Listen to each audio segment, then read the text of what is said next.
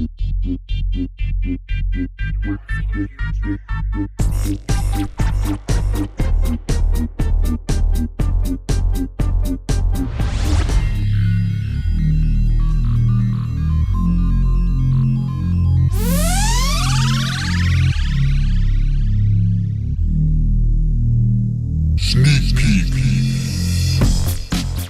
render rundt og leder efter Jim Morrison her på en kæmpestor kirkegård i Paris. Det er ikke helt den eneste grund til, at jeg er her. Jeg er faktisk også fordi, at en del af Saboteur foregår der. So, what does this cemetery has to do with the Saboteur? So we have a big mission in this game, in the Saboteur, that takes place here. It's definitely a big homage to the Indiana Jones type flavor that we wanted to have in the game. And when we came here doing research, it was literally my favorite place we stopped. I spent probably 3 hours just wandering around the different graves and having imaginary firefights. So yeah, it was really inspiring to me, and it's beautiful, and it's got this kind of neat, creepy vibe, and it's all the tombs and the graves are all packed up against each other, and it's something we really kind of put a lot of work into trying to capture in the game. It's a little slightly different as far as the layout. We had to change some things for gameplay, but it definitely has an homage to the Indiana Jones that we want. Jim Morrison is buried here. Is he in the game?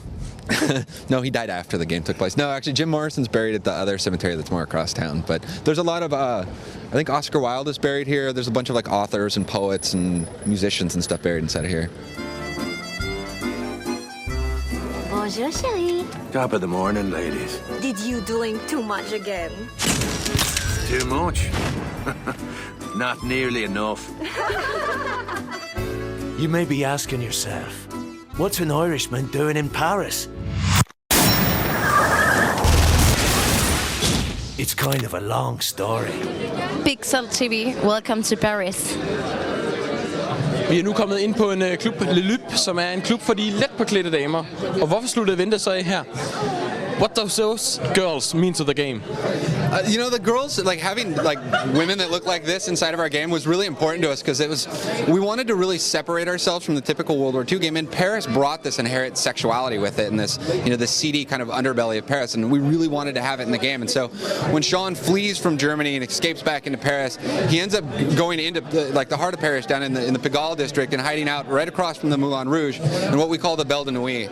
And it's a cabaret brothel and it's kind of sexy. And he hides out there, and it's really like a central hub where a lot of the game's story starts, but it's filled with sexy women that look like this. So it's a great place to hang out.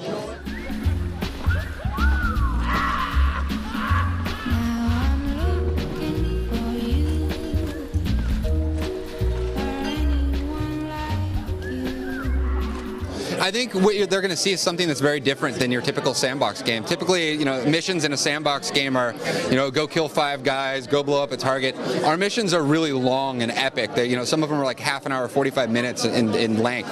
And it's really about delivering a more single-player type game experience inside of the sandbox. And the fantasy in a sandbox really is letting the player play the way they want to play. And we facilitate that at the same time as delivering these like kind of epic story-driven set-piece missions in the game.